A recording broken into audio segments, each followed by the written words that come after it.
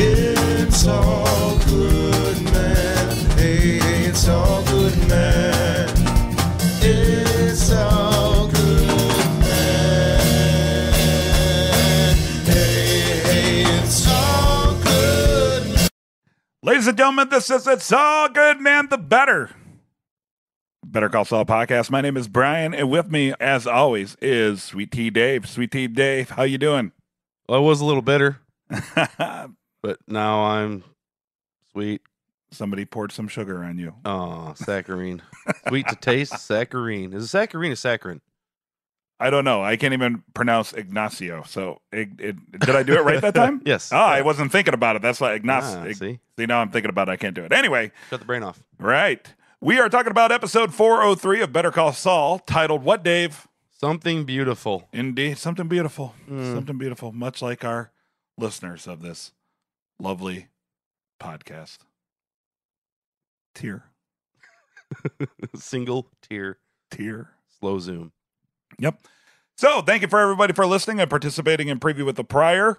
And a lot of good listener correspondence for this episode's Preview with the Prior. Yep. Dave and I just rewatched episode 403. Think we have some good thoughts for you folks. And of course, we encourage you guys to weigh in for next week's Preview with a Prior. So make sure you do that. Hit us up on Twitter, TV Time, all that good stuff. So here we go. Episode 403. We open with a chain spike strip essentially being pulled across the street. Yeah, I was going to try and make an turn the car upside down joke on that, but that's how you would fix it. They're not trying to fix the car. Right. Well, then they would have turned it upside down. They're trying to destroy. After they ran over the spike strip, then if they had to fix the car, then they'd turn it upside down. Right, but then that would defeat the whole purpose because if they turned the car upside down, it would come back out like brand new. Arturo would probably be alive, right? Well, only if they got the car up to 88 miles an hour. Right. Yeah. Well. In which I'm kind of disappointed they didn't do because it seemed like they had a lot of running room to do that. Totally. Or at least they would have if there wasn't a chain strip in the middle of the road. It is a 442. It is a 442. I love these scenes that open up where you kind of have no clue what the fuck is going on, which is kind of a trademark of this series and, Breaking Bad and all that. They leave you guessing for a little bit. Yeah. It reminded me, at first it reminded me of when Mike made the spike strip with the garden hose and posed for the Pollos Hermanos truck. That's like the go-to thing for this writing group is like, we need to do something. It all starts spike strip. Yeah, all starts with the spike tires. Strip. Yeah. Exactly. A lot of good acting, even though there was no real speech in the scene. It kept you guessing the entire time. And yeah, a lot of meaningful looks. Mm-hmm. A lot of like what's going to happen, and then they reveal it later kind of stuff. And it was like one of those scenes that kind of drug on just long enough, right? They were shooting up the car, and you're like, where the hell is this going? And Nacho, gets in the car, and I love how they play that off, because as soon as he turned around, I guess just to make it look like he's looking back at people that supposedly were firing. No, I think he's just getting his face out of the way of a bullet. You think so? Yeah, I think he was just protecting, he just puts his hand up by his face and just like, I'm going to get shot here, so I'm guarding the rest of my body kind of a thing. Yeah. That's how I took it. Totally valid. And then I guess I just thought about it another way, too. Like, if they're replaying the entire scenario, right, if somebody's firing at him, it's completely plausible that he'd be looking back. Right. Well, because at first... But I guess I don't know how well their forensics team is. That's the thing. Is at first I'm watching this, as if the cops were going to show up and investigate this. Right. So I'm like, well, they're going to tell that Arturo had been dead for several hours before he got shot and all this nonsense. And then I was like, oh, wait, this is a mob thing. They're probably going to burn the car. Right. Which they did. Uh-huh. So, yeah. So you're completely right. He was protecting his face. But when I was watching, my initial impression was like, wow, that's good attention to detail. Not only did he sit in the car, he looked back as if folks were firing at him, and then he took the bullet to the shoulder, which can't be fun. Yeah, well, and at least Tyrus shot him in a proper side too. That's good attention to detail, because if he shoots him on the right side, that won't look as legit. You're in the passenger seat and the bullets are on your left. Right. So it was well thought out. I get the feeling they might have done this scenario once or twice. Although they before. did shoot him in the right shoulder. They shot him in the right shoulder. Maybe you're right. Maybe it is kind of played off, so he's turning around. Whatever. Either way, they made it look very plausible. Yeah, plausible. Obviously not their first rodeo. Right. And so Nacho gets shot. Then he walks out of the car. Yeah, he's pacing, blood dripping on the ground. Mm-hmm. I love that he turns around, obviously in pain and super annoyed. Yeah. Right. And it's like, can I make the call now? And then bam, he gets shot right in the stomach. Right in the old abdomen. Yeah. Yeah. Got to make it look real. Totally. Which I thought it looked real enough. I think that was not really just to make it look real. That was an extra fuck you. Yeah, no, it was totally vindictive. Yeah. Right, but they could totally play it off as, if he escaped the car, it would seem to reason that the bad guys would chase him out to the desert and try to ensure that he was... Or just that he got shot more than just in the shoulder when there was 40-something bullets riddled into the side of the car. Right. Right. And props to Nacho. There's a lot... Okay, as great as the scene between Kim and Howard was last episode, the acting masterclass, as it was called, the acting, I think, is even better in this episode because there's so much acting non-verbally and so much in the expressions and just the non-verbal stuff that I think is harder to pull off. As well, like I was saying that about the twins, the murder twins that come in later, like that's harder to do. Right. And so there's so many meaningful looks and little like reactions. There's reactions to things like when the headshot happens, Nacho winces, and the pain he's going through of his partner, I guess, getting disrespected like this. Right. And plus it just kind of it validates what a lot of people say, like, how does this show not have more accolades for the acting? Right. So and the directing, because I've seen great actors, if you've ever seen The Happening, like it's the worst acting by everybody in that movie, and you can watch another movie and they all act so much better. And that's all part of the directing and having high standards too. Yeah. Awesome. So I guess my thing was what was the plan if Nacho actually did die? There wasn't one. They don't. I guess it would kind of work its way out, right? It would work itself out. It would be discovered, and it would just go down as a hit, I guess. I mean, right. I guess it would, like I said, they did dress up the scene because they put taillight pieces or something along the road, and presumably the debris from getting the light shot out. Or they just seen so many people get shot in the abdomen, they know you got a couple minutes before you bleed out. Yeah. Or pass out. Again, not the first rodeo. Right. But I guess had Nacho died, then I guess it's a wash, right? Well, because even though anybody who's seen Breaking Bad knows Nacho doesn't die yet. So I mean, I'm just saying. Yeah, maybe they watched Breaking Bad before they did this. Like, okay, well, he's going to survive this. Right. No, I don't know what the backup plan would be if he did I guess there probably wouldn't even need to be one because like Nacho would be dead. So it's a wash, right? No, because Salamancas are going to want answers, and Nacho's there to give answers. That's what I'm saying. Like, so if Nacho's they want gone, answers. What if he would have really died? That's what I'm saying. Is that if he really died, I think shit would get real bad because now you don't have the answers. Now you don't know who hit on him, right? And hit on them. Okay. who enacted the hit on them? And I don't know. That's actually a good question. What would the backup plan be? I don't know. I guess it's a good thing he did not. Yeah. Die. But if you guys have any cool theories out there, what potentially would have played off had Nacho died, let us know. We'll be more than happy to. This goes back to the. I know Reginald out there will write me like a big 4-page long email, which is cool. I'm not mocking the man. I love that he interacts like that. I bet Reginald has like a big. He's probably already worked out 5 scenarios as to what would have happened. Well, I'm like hearkening back to the opening scene from last episode. It's like opening scenes without backup plans. Because when they're in the hospital and like the mob doctor and like his only backup plan is to be like, well, I have a clipboard, so I'm supposed to be here. Right. Because we said the same thing. What was your exit strategy if this goes wrong? Right. Exactly. But I guess they're tried and true professionals. Right. So the risk was mitigated severely. There you go. Okay, cool. Opening scene is the scale. Cigarettes on the scale. How much do those ashes weigh? I don't know. Once again, more black and white, more distorted.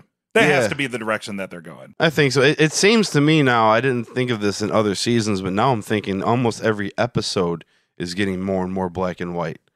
So hopefully, I got my fingers crossed. I think we've discussed this several times. No, but not per episode. Not that each episode within the season is getting more to where the last episode. Oh, so you're saying like all 10 this season, like the opening itself, like the credit, like regardless of the subject of the opening itself is getting more distorted. So like not year over year, like not like scale with asses on it year over year getting more great. Also throughout the season, it's getting more and more. Yeah, like say like season 1 it flashed 3 times, season 2 like every episode flashed 4 times. Now it's like season 4, it's like the first episode flashed 5 times, the next one flashed 6 times, the next one flashed 7 times. To where and the V-hole's starting to give a little bit too. Okay. So I'm hoping, and I got my fingers crossed for this, is that your theory becomes correct that the last episode is all black and white. Mm-hmm. This is when he becomes Saul or whatever and gets into Breaking Bad, and then the last season, which has been like apparently confirmed on IMDb, is all about Gene. Yeah, that would be cool. That would be a great way to wrap it up, because then you can get your Saul wrapped up, you get your post Breaking Bad wrapped up too. And that's a good call, because we'll talk about it later. But you mentioned as we were watching it, there was one line in there, Breaking Bad started as of this episode. Yeah, definitely. And we'll get to that. But that was a good call. I heard the line and I knew it had significance, but I didn't put that together until you said that. I was like, oh, good job, Dave. So I'm going to give you 2 points. All right. For that one, Dave. Sweet. So we open up and we see Mike and Jimmy at the diner discussing the Hummel doll. Mm-hmm. Mike, as always, noticeably annoyed. Yeah. And Jimmy thinks he has like this big heist, right? Like Jimmy thinks this is like the Lufthansa heist going on.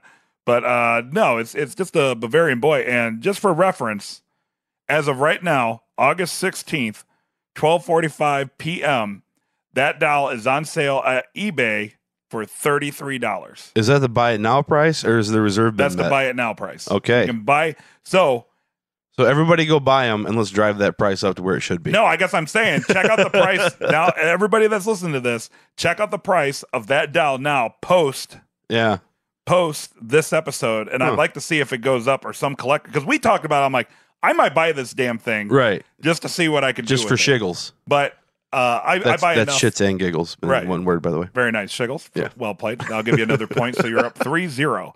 So you know what I mean? Like, so I'm curious to see. Yeah. What would be interesting if the person who has that real life Hummel Bavarian boy doll on sale for $33.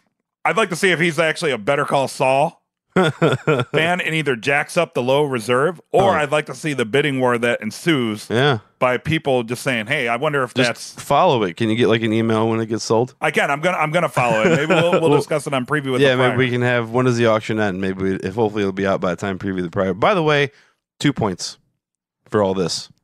For all. Yeah, 3-2.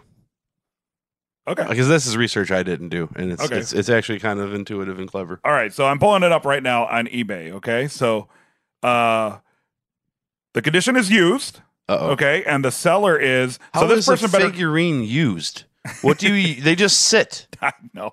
So I'm condition is looked at a lot. So I'm just saying the seller is Sculpit, SCULPIT. Okay. He has 100% positive feedback. Oh. So Sculpit, I'm actually going to contact him after we record this and say that we do this podcast. Well, first I'm going to watch it. So we're tracking your sale. That's right. I might have made him a decent amount of money.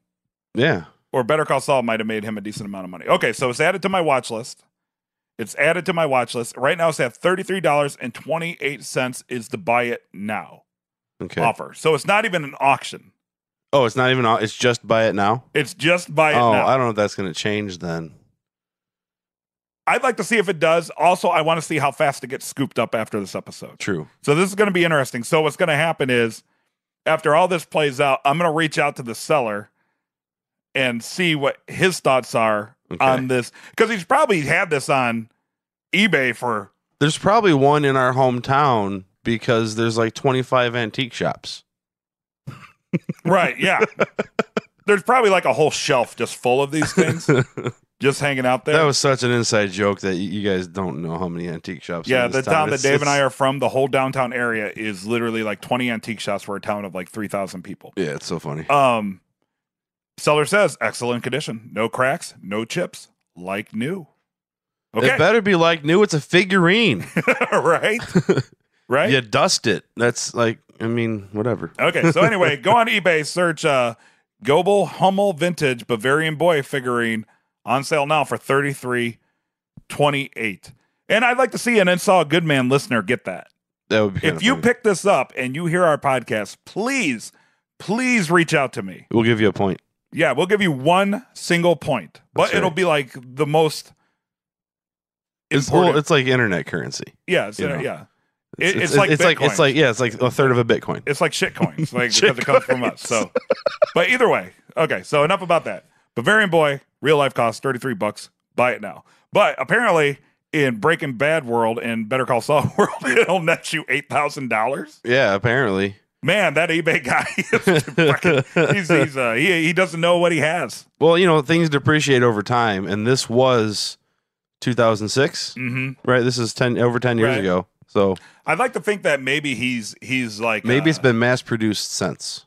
Maybe this guy is our real time version of you. You hear a news story where some lady finally moves to the nursing home at 95 years old, and they're liquidating all the shit in her garage, and then she finds they find like American Pickers type thing. Or like find a Picasso that's been lost since World War II, or even though Picasso wasn't around then. But you know what I mean, like because Picasso. He's the guy that Jimmy's describing to Mike.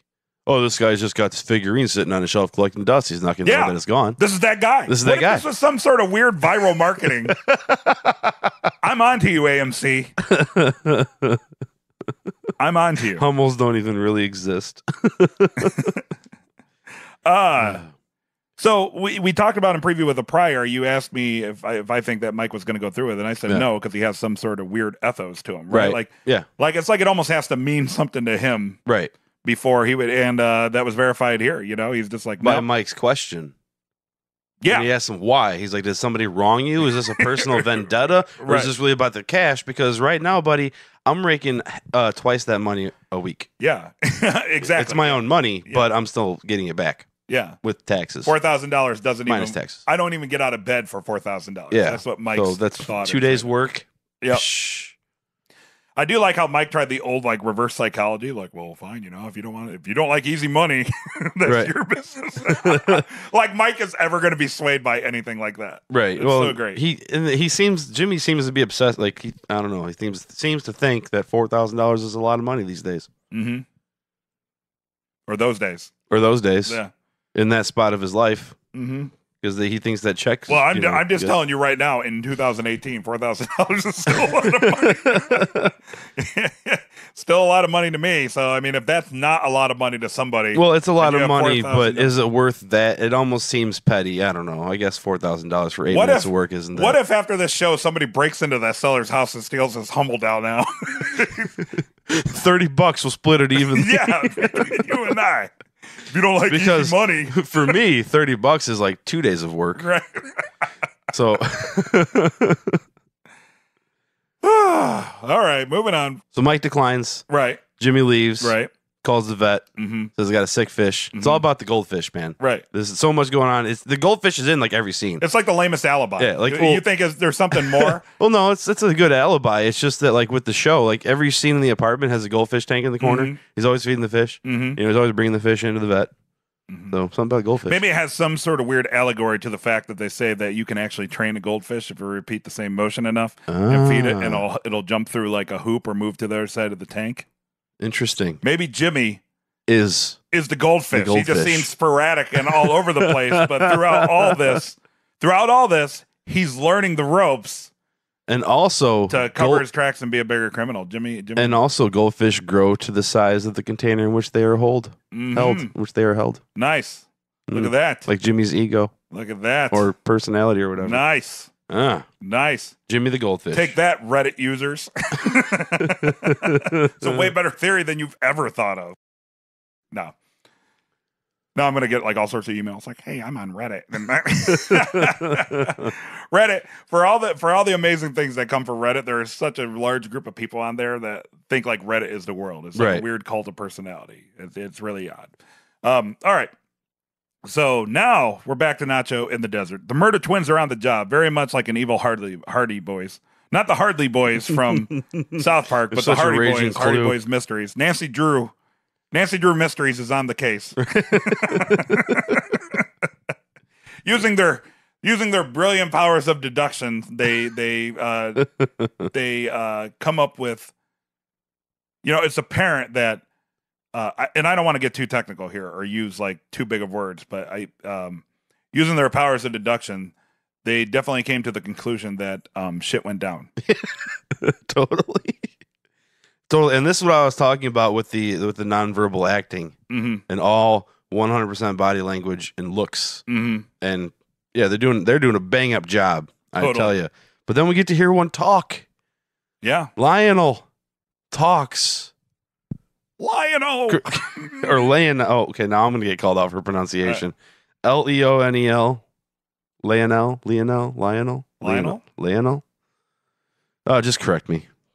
Yeah. Brant. Send me a YouTube. Send I'm great YouTube. I have my phone right in front of me, and I'm too lazy to look it up myself. Brant, correct me. Yep. Which, by the way, we actually spoke to Louis Moncada, who plays one of the murder twins. So I guess Marco. He plays Marco. So if you want to hear the murder twins speak in real life, we actually interviewed them a couple years ago. One of them. The brother didn't come out. Marco. Not the one that talked in this episode. Sweet guy. Good. Yeah, story, really awesome. Like the opposite of his character. Yeah. He's good at looking intimidating because I wouldn't fuck with either of them. Absolutely. But then they asked Nacho, who was it? He says, I don't know. Silver car. Might have been a Firebird. Probably a Camaro. They look alike. And then they burnt that shit down to the ground, man. Torch that shit. Indeed. Yeah. That's right. Everything's just going up in flames. Nice camera shot, too, with the sun through the smoke. And awesome cinematography, for sure. This is what the show is about. Yay. Okay, so this next scene with Kim at Mesa Verde. At the green table? Or just in general? What about the green table? Just Kim's at a green table? English for Mesa Verde is green table. Nice! Sounds like a restaurant. I can't even pronounce Ignacio. Look, I don't speak Spanish. I think remember, my name was Ignacio in high school Spanish class, so I can speak pequeño español.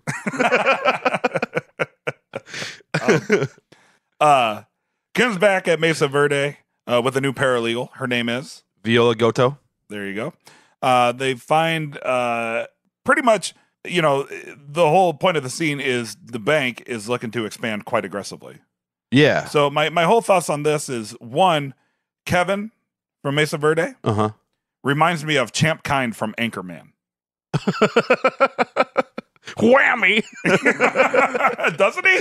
Just when he was talking, I was like, holy shit. I actually, for a minute there, had to think of that. Like, I looked it up as we were watching if that was the same fucking guy from Anchorman. So, Champ Kind represent, even though that's totally not the same actor, but that's totally who he reminded me of. Big fan of David Koechner, though.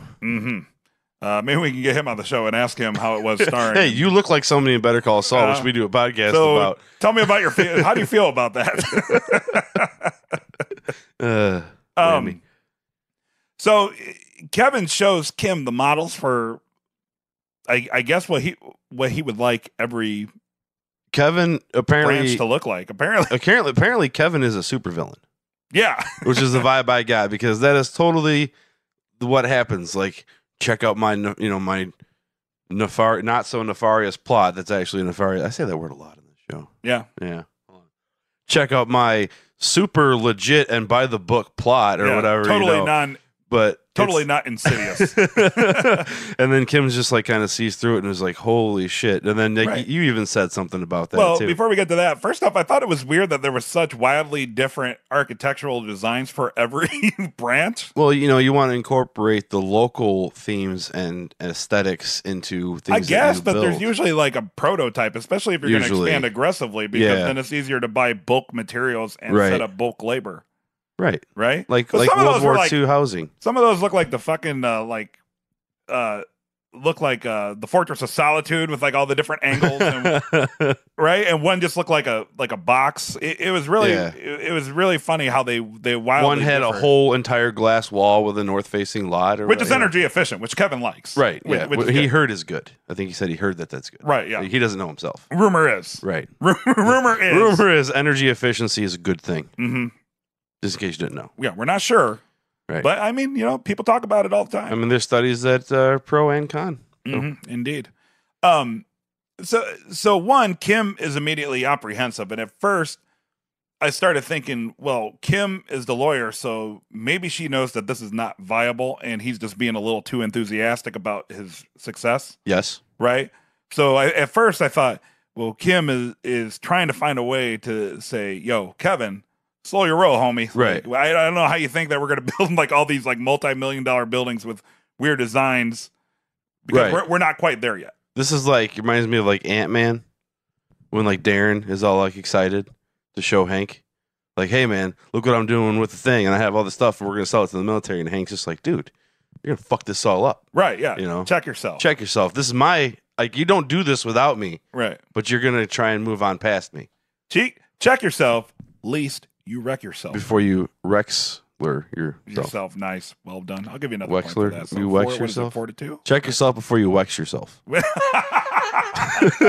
That's a point. 42. I'll take that. But then it had like the weird undertone musical score, and it got really ominous, right? Yeah. And I think I said to you, I'm like, this reminds me of the classic movie trope when somebody you think is on the team of the good guys, suddenly it starts becoming apparent that they're actually the mastermind of the evil plot. Right. Yeah. Right? Exactly. Like, I was almost expecting Kim to do the whole thing where she's like, yeah, no, you know what? I have another appointment. Right. And then, like, walk out Like, abruptly. slink away. And then, like, Hank in Breaking Bad when he figured out Walt was Eisenberg, you know, and he's like, oh, yeah, my stomach hurts, and he throws up on the way home. I almost thought they were going that direction. Because then I was like, well, what the fuck did I miss? I don't remember him being set up as some sort of supervillain. No. But then right after that, you were like, yeah, that's really ominous. Like, it seems like something more is going on there. But I feel like this show plants at least so many seeds. I can't think of anything that would even hint at the fact that Kevin is some sort of nefarious character. Right. No, and I'm not thinking that it's going to go there. And I think this was the moment when I said, God damn it, I have to change my theory on Kim now. Okay. So I'm going to change my theory on Kim now. Okay, so recap the first theory. I'm still going to say that she dies at some point. That's always going to be a joke that I say. Mm-hmm. But what if there's different ways this could go? She's very overwhelmed that she sees this possibly not going bad or good, and has Viola take over writing up the proposal that she was going to do, correct? So what if this makes Kim blow up? She has to hire so many people. She has to start her own law firm, and that's why she's not around.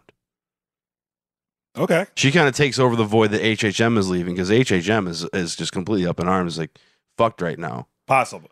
That's not bad. So the whole ominous tone and stuff like that is just probably more of a foundation for her, basically. Man, I don't know how to phrase this. Okay, so it's more of a foundation of it shows her being overwhelmed by the situation, I think. Right, as opposed to showing that he has some sort of right. Yeah, okay. It's about her and her thinking like this is a lot of work. Yeah, which I'm sure will all make sense and be cleared up like 3 episodes from now, because that's just how they do shit. Exactly. But I'm just saying, in the moment as you watch that, it just seemed like what is going on with Kevin? Right. You know, I saw Anchorman. He didn't seem like that bad of a guy. But no, I don't see that. Like, you know, I only see it affecting her, because this is a lot of work for her to do. Yeah. Okay. And she is a hustler and a go-getter. So this could make her be super successful, or this could break her. Right. And starting to feel the weight. Then she dies. The walls are closing in, right? Because you know, she has a lot of shit going on right now. You know, her feelings towards the man in her life is kind of becoming strained a little bit. She's at odds with her ex-partner. She apparently has no family and very minimal friends, right? Like throughout the series, right? She's a total workaholic, and now with seeing this aggressive expansion plan, shit's starting to get a little too real. Is that where we're going with that? I think so. Yeah. Okay. I think so. Completely viable. Awesome. Probably more realistic than Kevin being a supervillain, but you know what? We have 7 episodes to go, so So you never know. He might shave his head and get a cat. In the show, if we ever see just random footage of a cat walking along Mesa Verde, that's totally where it is going, is the supervillain mode. Then we're at the vet. Good to see Joe DeRosa again as the vet. Yeah, he's got a pretty big role in this episode. I like it. I like it. It's about time.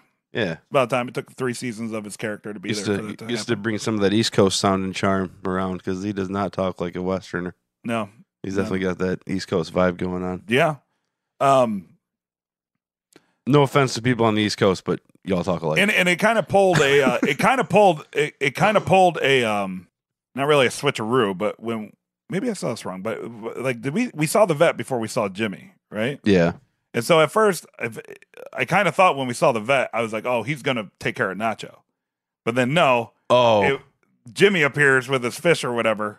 I didn't even think about that, honestly. Yeah. And then Jimmy appears with his fish, and I'm like, oh, okay, so he's going to hook Jimmy up with... Oh, the reason I thought that is because I realized that Jimmy called the vet earlier, which apparently you missed. Yeah, it might have just been a throwaway thing to me where I'm just like, oh, okay. No, when he said... Because I just noticed that damn goldfish thing, so then I was like, okay, well, he's going to be at the vet. So when they show the vet, I was like, okay, here's Jimmy trying to call somebody to go steal a figurine. Yep. Crossing my fingers, hoping it's Kubi. Hoping it's Kubi. And it is a different Breaking Bad character. We'll get to that later. Yeah. But it's just Jimmy asking for his help to set him up with somebody to steal this apparently $8,000 figurine. Right. Exactly. He should have just checked eBay. $33. Yeah, I know, right? Should have waited 12 years, checked eBay. There you go. So he could have got it for a steal, right? Which also, so he's not doing this for Irene then? No. Or is he going to pay the guy $4,000, pay him his half, and give the figure to Irene?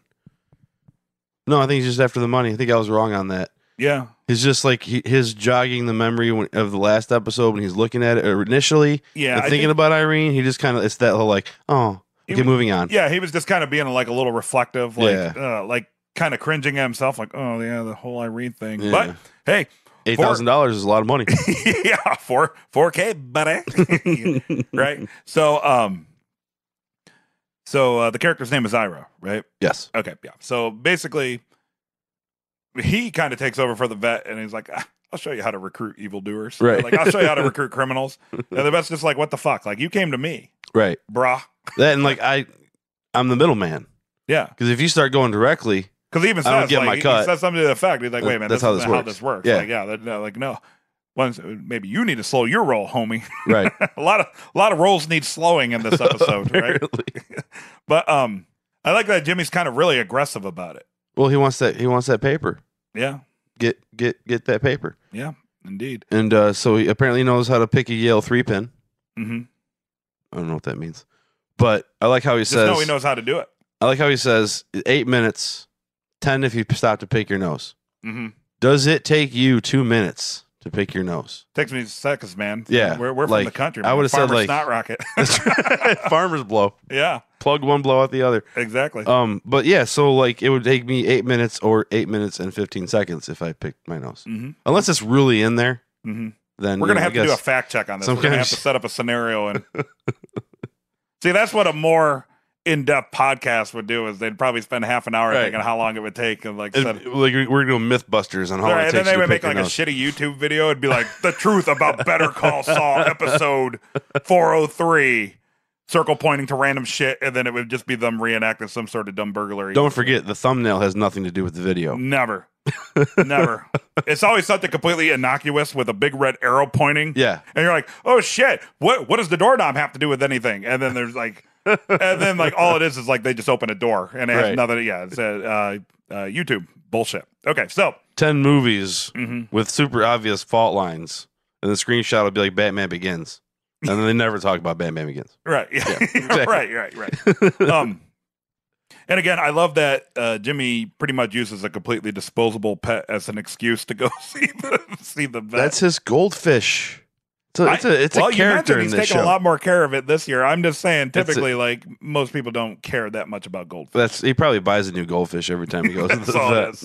There's just a pile of by the way, and he would know. Oh yeah. He's a goldfish expert. But then the Murder Twins come in, and Jimmy and the Murder Twins cross paths. What are you laughing at?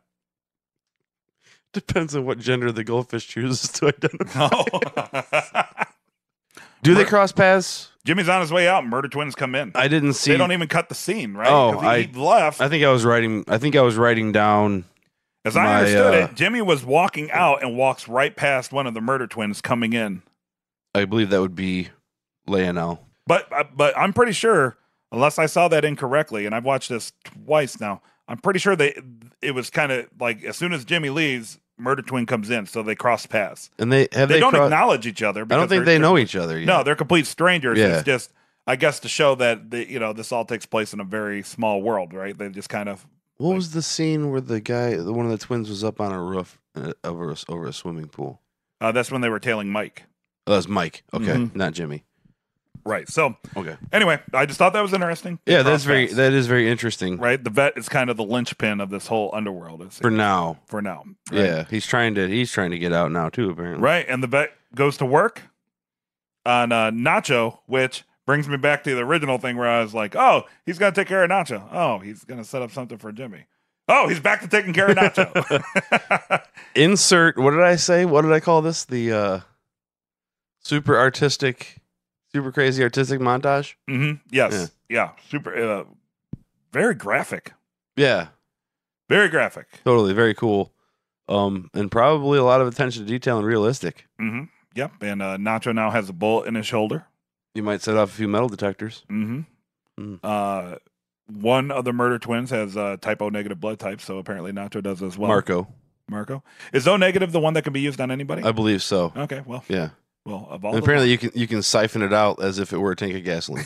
Of all the luck, right? Or is that why he's pumping his hand? I think he's pumping his hand to get the simulate, because when they do blood transfusions, don't they pump the bag? Pump the bag, right? So I think that's what he's doing. Is I don't know if anybody out there is an EMT or doctor or something like that. It's really not that important. Yeah, he's getting blood. Yeah, it's a movie. True. Yep, or it's a TV show. Yep, and he even sniffs the the gauze, the sniff test. Yeah, to see which if we both were questioning at first, what. Why? I assume checking for infection. Apparently, he's sniffing for shit. Mm-hmm. Yeah, that's exactly what he's doing. That's exactly what he's doing. The vet gets kind of aggressive there, where he whispers to Nacho, I never want to fucking see you again. Yeah, he goes all Rich Hardesty on him. He does, yeah. Look up Rich Hardesty, Never Want to Fucking See You Again. Good song. Yeah. He was on our Nothing Important podcast. Yeah. But that kind of struck me because maybe the vet kind of has a little bit more balls than a little bit, and also I think he just likes where he's at. Shit's getting fucked up because nobody can slow their goddamn roll, right? And so he's just like, everybody, just slow your roll. My roll's slow. I want to keep it slow, right? Because I'm in a good spot. I have a successful veterinary practice, which apparently has a lot of legit clients. Because every time he's there's people in the waiting room, right? And then I do this small stuff on the side so I can go on vacation once in a while. But let's keep it petty. Yeah, burglaries and non-violent crimes. Right. I need you people to buy me a boat, not put me in a jail cell. Exactly. Right. Exactly. But that's too much heat. That's a gutsy move because the murder twins were right there. If I were the murder twins, that's why he whispered it. But that alone, they were looking at him and he leans right. Like, in. what are you whispering? Yeah. What do you got going on, man? Tell him, maybe that'll come back to bite him in the ass. Maybe setting the seeds. They are the murder twins. They are the murder twins, and not because they murder twins, but they're twins who murder. although they may at some point, or may have. Again, professionals. They've been at this a while. Well, you don't get shoes like that by being a rookie. That's true. That's true. That is a status symbol for sure. Totally. You're established at that point. Yeah, Mexican gang members is their shoe size is like disco dancers from the 70s, and their collar size. Like the bigger the better. Right, exactly. The pointier. Yep, that's fact. The more intrusive on someone else's personal space, the better. Look it up. Don't believe us? Look it up. Google that shit. It's kind of a Dennis Leary ripoff joke I just made there. That's okay. All jokes are ripped off from somewhere. All right, on to the caper. Tell me about Ira, Dave. Ira, who was listed in the credits before the airing of the show. So this is one of those we're going to give you a little bit, but we're keeping the real secret for later because there's a big return guest later. But Ira was the manager of the Vamanos Pest Removal Company, which was a front for cooking meth in one episode of Breaking Bad. Yeah, that was actually one of my favorite moments of Breaking Bad. I'm like, that's pretty good. Big fan of the IRA, huh? Yeah. You are Irish. Yeah. Aaron go bra, man. But it's cool again, just like Nick from last episode. Right. It's not even like an ancillary character, right? It's lower than ancillary character. Well, pivotal. Yeah. There's no small parts, only small people. Good world building. Yeah, totally. Good world building. Good attention to detail and keeping things consistent and giving us little nuggets and Easter eggs because I'm sure we miss 80% of them. Yeah. We only catch the obvious ones. And this one is as heavy-handed as it gets. He walks into the light so you can see his face and then walks back into the shadows. Yep. So he breaks in. Yeah. He's doing his thing. And he almost gets foiled because of the marital strife of Mr. Neff. All because he bought his wife a vacuum. I know. How ungrateful is she? And I told you while we were watching this one together, and I'm reminded, my mom taught me a lesson at a very young age. That you do not buy your significant other cleaning supplies or things to do chores with because her friend threw an iron through a window after receiving it for Christmas. Yeah. From her husband. Yeah, I can see that. But yeah, so I can understand. I actually know that this is a plausible strife-building moment to buy your wife a freaking vacuum cleaner as a gift. Right. As top of the line as it is, that just means you want her to vacuum more. Mm-hmm. She ain't having that, apparently. Maybe she should. And judging by the way, Mr. Neff's house, but judging by his interaction, this is why it's great character writing because it totally makes sense with the way he interacted with Jimmy at the interview. He's like a pushover. He's kind of weak. Mm-hmm. He obviously married a strong woman that doesn't want to do chores. That's right. Although that's her role. I'm pretty sure that you probably would have told your wife, shut up and vacuum. I bought it for you. Actually, I'm the vacuuming guy at the house. I love vacuuming. I'll vacuum all day. All fucking day. It is kind of, what's that word? Like a Zen thing. Mm-hmm. You know, instant satisfaction. One of those mundane tasks where you can just kind of let your mind just roam. Yeah, let them shower thoughts come in. You know, exactly. I enjoy vacuuming. So. Yeah, and you're in my house right now, and you can tell that I don't. Neff and Ira kind of play cat and mouse, and he has to call in Jimmy because he's kind of in a weird situation. It was good to see Jimmy get a little hands on. Yeah, kind of getting emboldened, right? Usually he's back and kind of making phone calls kind of guy, like a shot caller guy, but he got hands on here. Yeah, well, he got he wants that money, and you know he got the guy in it. He guaranteed that this would go smoothly, and it didn't. Mm-hmm. So some of those like criminals with honor or whatever will help you get out. Like I set you up in this bad situation, you got fucked. I'll come help you out. Yeah, totally. So he did him a solid. Right. Jimmy's a bro. And what I'm wondering though is because I recalled Jimmy while Neff was getting his pizza. Mm-hmm. Who the fuck has to specify to have your pizza sliced? If you live in Chicago, you do.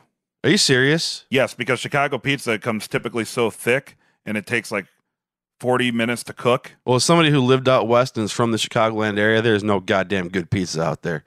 Right. It's not even close. Well, I'm just saying. And if you're listening from Albuquerque, New Mexico, don't be offended. Just come to Chicago, get some real fucking pizza. Right.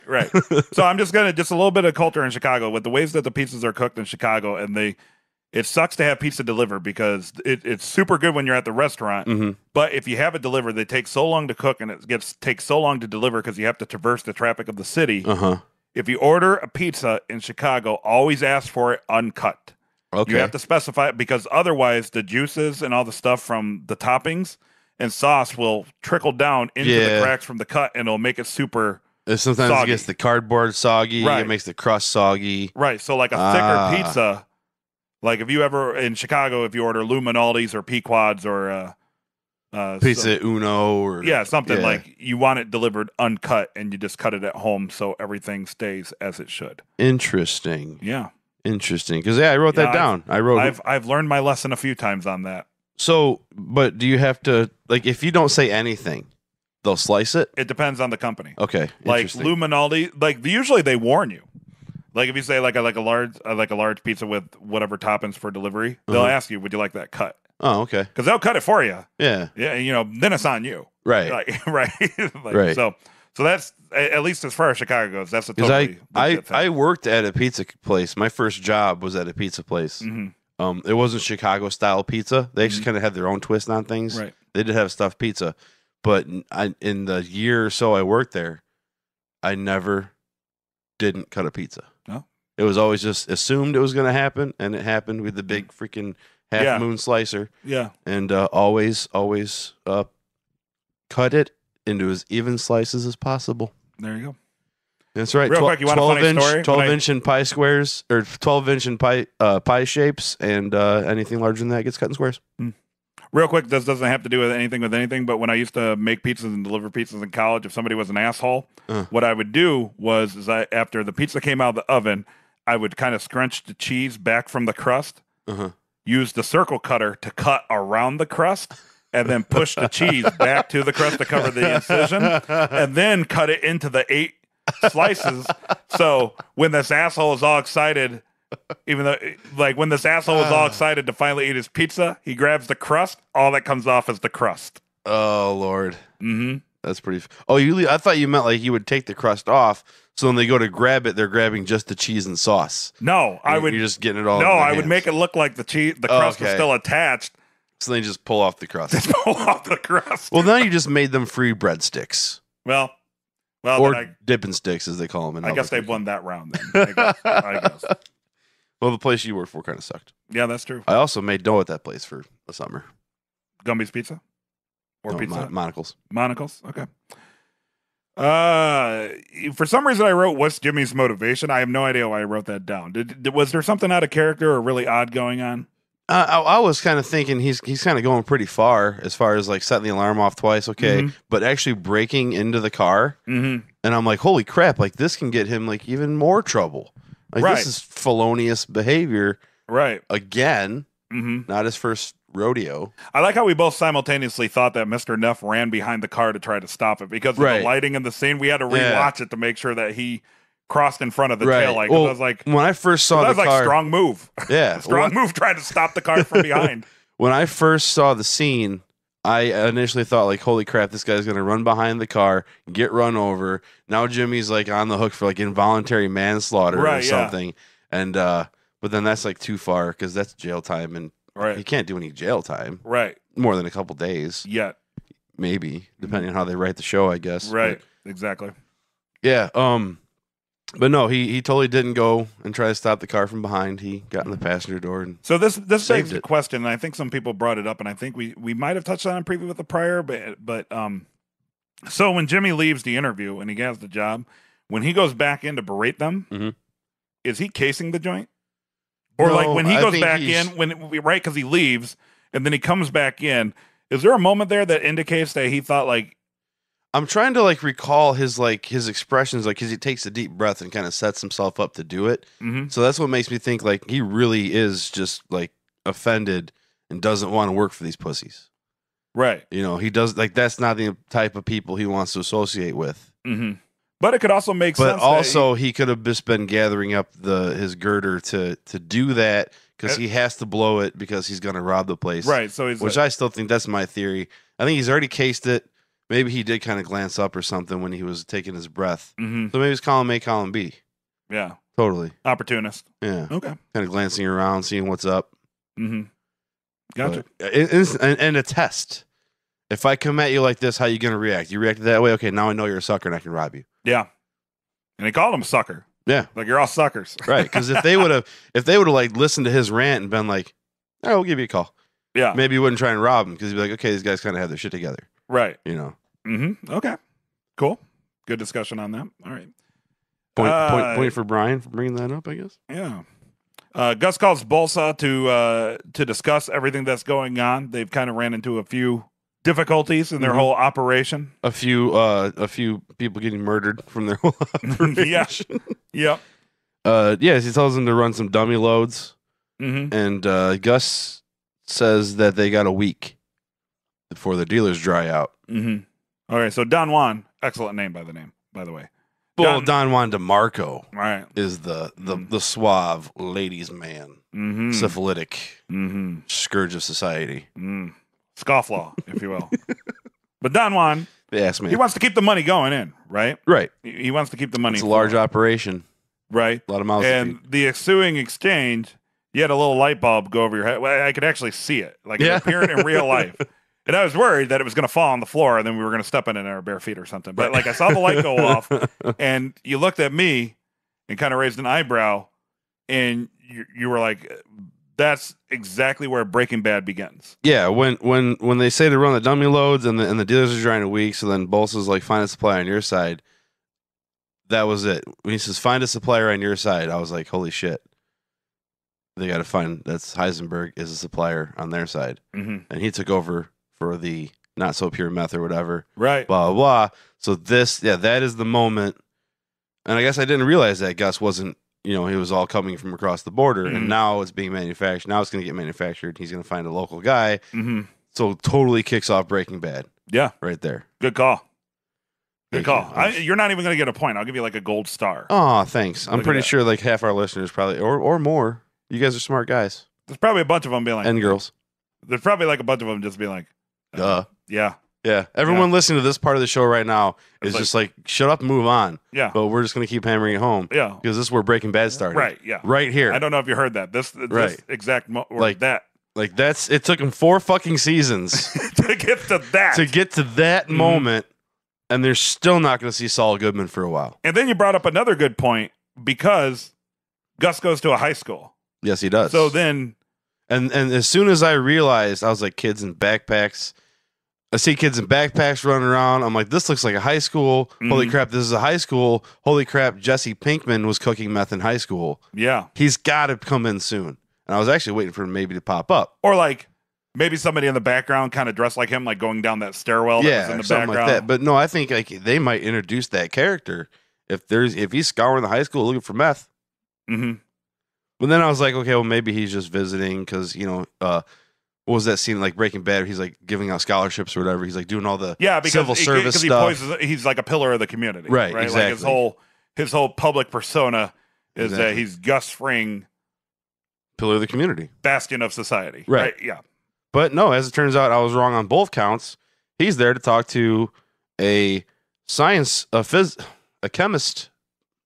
He's there to talk to a chemistry professor about meth. So I'm like, okay, well, Walter White going to turn around? No, Walter White's not going to turn around. Right. No, it's somebody else. It's Gail Boddicker. But I'm, just real quick, I'm glad that they didn't do anything stupid, like just like somebody dressed like Jesse walking through the background or something dumb like that. I'm glad they didn't do that because that's like the big thing. Everybody's like, oh, I wonder if Walt and Jesse are going to show up in Better Call Saul.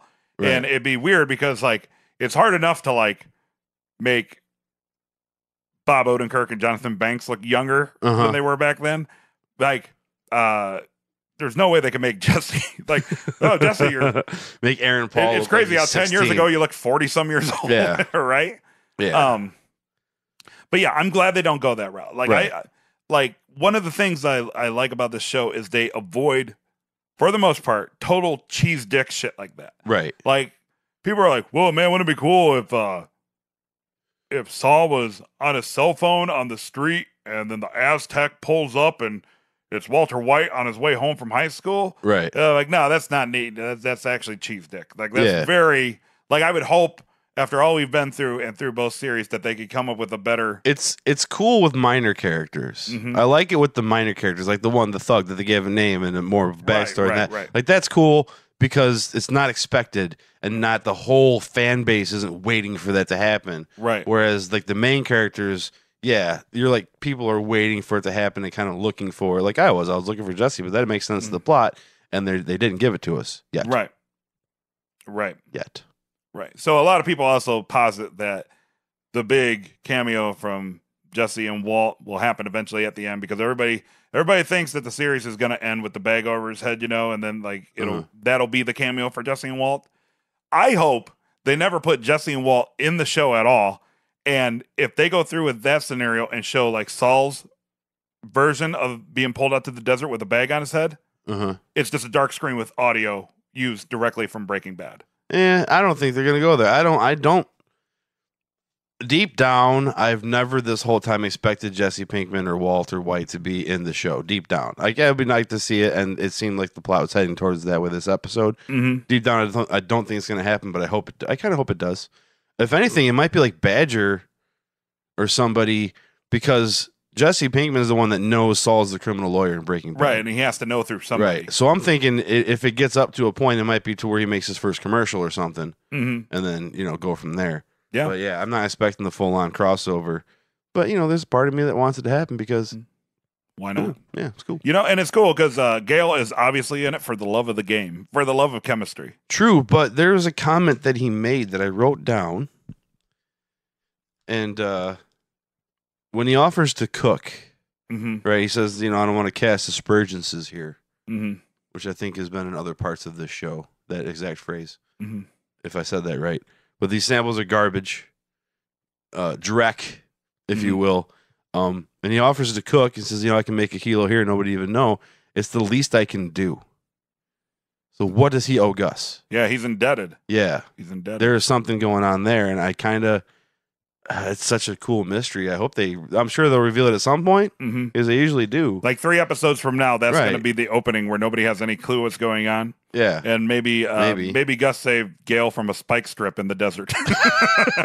He turned his car upside down and fixed his car upside down and fixed. Or his whole chemistry set. Turned his whole chemistry set upside down. Well, he did explain, and I wonder, that's got to be some sort of metaphor, the whole, like, if you spin the water, it absorbs more salt. Mm-hmm. Like when things start moving faster and faster, more chaotic, more elements get introduced. Yeah. It's like the whole show right there. Yep. That's Kim's brain right now. Mm-hmm. Because she's working with Champ from Anchorman. Right. Whammy. All right. Lastly, we're back to Jimmy. Oh, wait.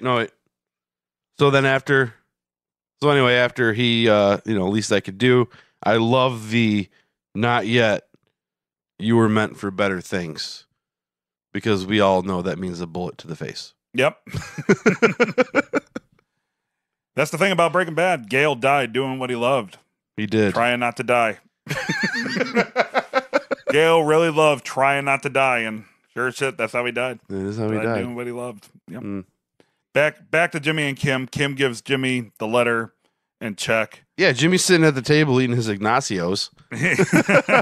If you didn't listen to preview with Pryor, you don't know what we're talking about. Yeah, he's eating his bowl of Ignacios, and he brings the milk to the table again. He does. And this, I don't get it. Jimmy brings a lot to the table. And it all goes bad eventually.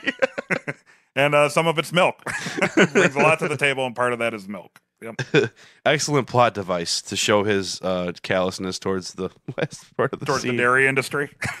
Well, towards the letter, but we'll get to that in a minute. Yeah, he's very, like, I love that, like, oh, let's see what the old boy has to say. Right. Like, reads it like, yeah. Well, say what you will about the man, he can write a letter. Yeah. Well, he was reading the letter like a high school kid, like reading out of a textbook. He's just reading the words. He's even saying new paragraph. Yeah. Like, he's so emotionally uninvested from what's going on. Right. It makes Kim that much more emotionally invested. I started with the 5K, and he's just like, "Oh, cool, pay off my MasterCard bill." Like, I'm about to get $4,000 more from the figurine from the statue that Bavarian boy. Yeah. Right. Okay, so Kim is super emotional in that, and obviously a lot going on.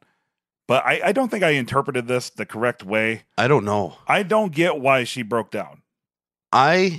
I mean, there's a lot going on. A man she respects is now dead because he killed himself, largely due to the relationship of the man that she loves, which has also affected her ex-partner, now adversary, who was a partner with Chuck. So, like, everything's a big tangle weave. I'd like to think that there's more to it than just her emotions got the best of her. Her head is spinning. Right. More salt is being added. And it's become, because of the whole Mesa Verde thing, that's overwhelming. She's more and more overwhelmed. And she's feeling that the world is on her shoulders. Right, but she's a very strong and driven woman. And she's trying to keep it together, but sometimes the harder you keep it together, when you crack, you just explode that much harder. Yeah, I guess I'm just hoping that... Or she just thought it was a beautiful letter, combined with the fact that Jimmy's not affected by it at all. He is totally indifferent to what the letter has to say. And it's kind of beautifully worded, and it is a very positive, supportive letter. But then you also brought up the fact that it's undated. So do you think? So real quick, I guess just back to Kim. I hope that there's something more to it than just. Kim's finally succumbing to her emotions. You know what I mean? I hope there's something more to that, because Kim's not written as the type of woman who's ultra emotional. There is some subtle. This is the nonverbal acting thing again, because there are subtle reactions. That's why I looked over at you a couple of times during the scene to see if you were watching, because I know you're typing and stuff. But there are subtle reactions to the way things were worded and the way Jimmy read them to make it almost seem like, how did that not affect you? Right. She's looking at him like, that was beautiful, and you're yeah. And so it was kind of like her feeling sad for Jimmy. So maybe this is just where she kind of crosses the line, because remember I talked about before where like her whole image of Jimmy is starting to fall apart, right? Yeah. Like this might have been the thing that pushed it over the line, which is fine. I just don't want it to be like, well, so much shit going on and it's really hard for that woman to handle stress, because that's totally not Kim. No. You know what I mean? So it has to be, I think it has to be something more. Yeah. I think that might be it, is that might have been the moment where she's like, oh my God, this man is not at all what I thought he was. Like, or even for all of his faults, this is just a bridge too far. It can go either way. It can go that, or it can be, oh my God, he is. It can be like, oh my God, he is so affected by this that he's lost it. Mm-hmm. You know.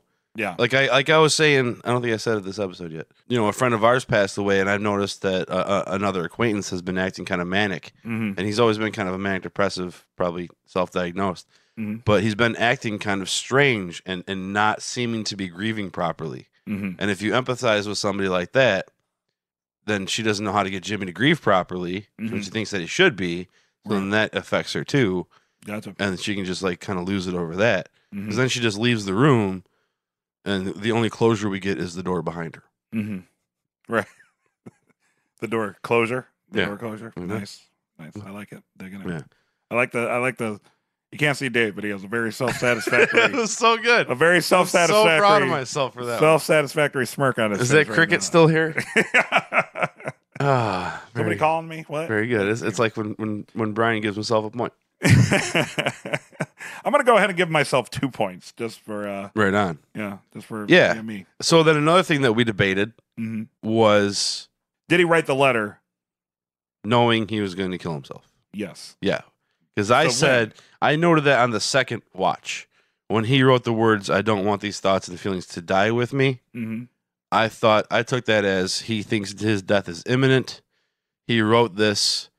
So did he write it prior to telling Jimmy that he didn't very much care for him? I don't think so. I think I'm going to go back to the whole. He said that to push Jimmy away, but now that he's gone, because that's very selfish. Now that I'm gone, now you can know how I really feel, because now I don't have to deal with the repercussions of you, mm-hmm.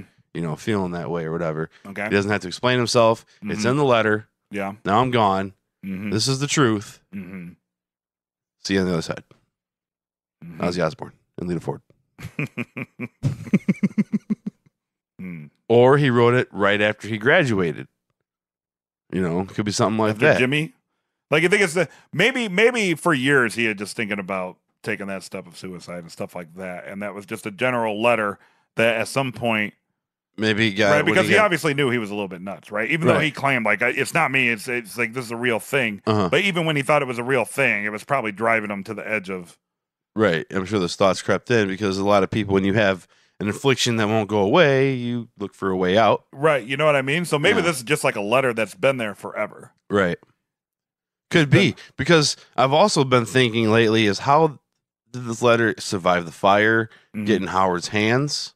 Right. You know, did he give this to Howard maybe like a long time ago and say like, hey, if anything ever happens to me, give this to Jimmy? Or maybe it was in a safety deposit box or something. Yeah. You know, like who knows? I just I guess I'm just not really sure how to interpret the timing of the letter. Or also maybe just what I said in preview with the prior. Maybe Howard wrote that letter.